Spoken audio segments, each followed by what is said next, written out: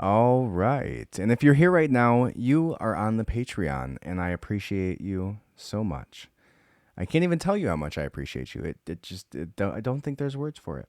But anyways, we're gonna discuss we're gonna keep this conversation going. We're gonna discuss some really interesting stuff here, and there's only gonna be two articles that we're gonna talk about. And the first one's gonna be Elon Musk. Elon Musk obviously bought 10% of Twitter recently, and he also has had some backlash for doing so. No surprises there. But we're gonna discuss how these backlashes kind of started, some of the Twitter people that have gone off on him, and how good this is for humanity. I'm really glad that Elon Musk did this. Elon Musk buying 10% of Twitter, or 9.2% of Twitter, had to have been one of the single most like boss ass moves in the history of billionaires ever. Like, there's never been another billionaire who's like, I think I'm gonna buy or I'm gonna start a social media company. And then somebody, I forget who it was, but it's just like, why doesn't he just buy Twitter? And Elon was like, oh, all right, cool, done. Next day, has it completely done, bought Twitter, 9.2%, the largest stakeholder in Twitter. Unbelievable. And so literally the most boss move there's been. And so what he goes on to do here is, so basically this person tweeted out, Mulholland over. Lover. Mulholland, Lover. My name is Jackson Mulholland, and I am one of many people here working at Twitter, in charge of developing terms and conditions for users. We're not stripping away, quote unquote, free speech. I like how he puts quotes around free speech. We're protecting users from bullies, bigots, and spam. I refuse to work for Elon Musk. I'm resigning, with a pride flag. Okay, bye, buddy. Pretty sure it's easy to replace you. You don't think Elon Musk, who just bought 9.2% of Twitter, has a easy time replacing the guy who writes out the terms and conditions? See ya, buddy. It's hilarious to me. I wonder. Somebody says, I hear it's a satire account, so maybe that's true. Hopefully that's true. But it would. I'm sure there's many Twitter people resigning at this point. Another person went on to say that everyone that works at Twitter quitting will be a huge improvement to the planner or to the planet. And then another person says Fauci's daughter works at Twitter. That's interesting. Guess why all the vaccine conversations were immediately considered misinformation? I wonder. I wonder if that's true. Twitter is just such a cesspool of arguments.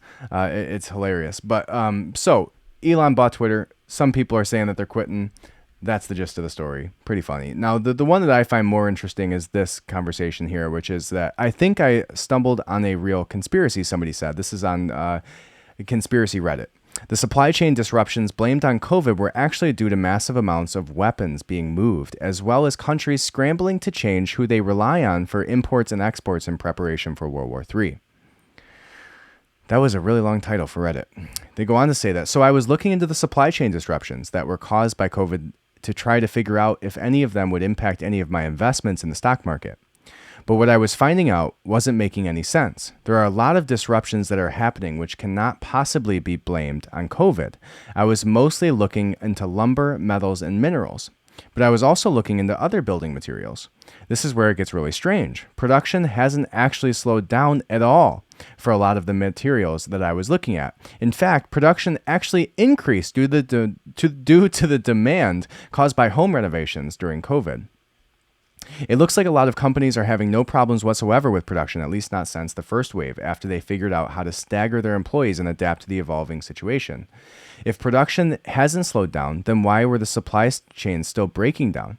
I'm not talking about localized supply chain disruptions from goods not making it across the country. I'm talking about supply chain disruptions caused by issues with international shipping, only because I wanted to make sure the companies I'm invested in won't have problems with their operations, as they can easily arrange to have their own pickups from a port and are more adequately funded to do so.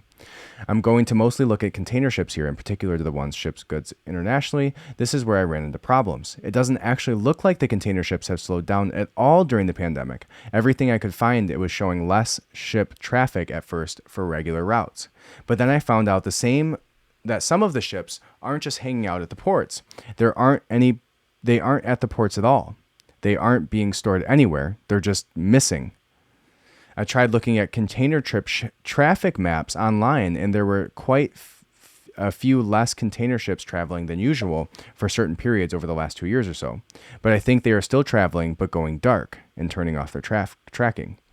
But the reason I suspect that is simply due to the count of ships at any given port. There are some ports where I could track how many container ships got to the port, and it was consistently more than the amount that was actually anchored. But it gets even more weird. I ended up looking at photos of the ports on social media, checking the dates of the pictures that were posted, and the count of ships anchored didn't match what should have been there based on the maps.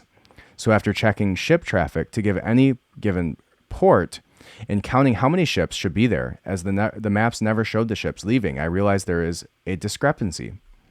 Where are all the missing ships? They clearly left the ports and went somewhere else, but their new routes aren't being displayed.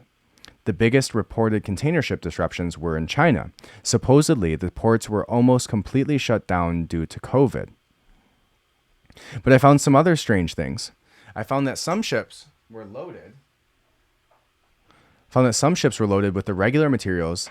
They were then unloaded, and the materials were being stored in warehouses, and the organic material was being dumped. This could be due to trying to minimize the issue of goods going bad.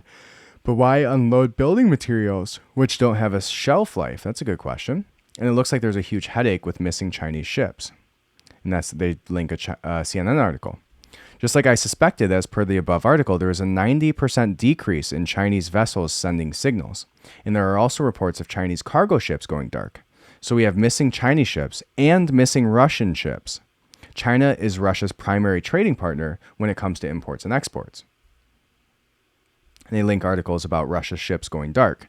I was also interested to learn that quite a few countries have developed weapons specifically designed to be launched from container ships. And they link an article from NavyRecognition.com. Then there was also a container ship that had a fire off the coast of Vancouver Island, a fire that somehow resulted in over 100 containers falling overboard. The ship is called Zim Kingston, and you can easily find that in Google Images. It doesn't look like the ship caught fire. It looks like it fucking exploded, it says. You don't have 109 containers go overboard from a fire. They would just melt or stay in place. Yeah, what? And for some reason, the authorities can't actually get a list of what was actually in any of the containers. And then they have this here, which is a YouTube video. There was a massive explosion at a port in Beirut from a container that supposedly had fireworks stored next to ammonium nitrate. But if you watch the video, you can clearly see there are shots coming from the container and that there's a massive explosion, which is clearly a bomb going off, and it is clearly beyond something that ammonium nitrate would cause. It is the kind of explosion that can only come from an explosive compound inside a shell of some kind, where the sort of pressure can build during the detonation. The container was clearly full of munitions. And then they link something from Reuters.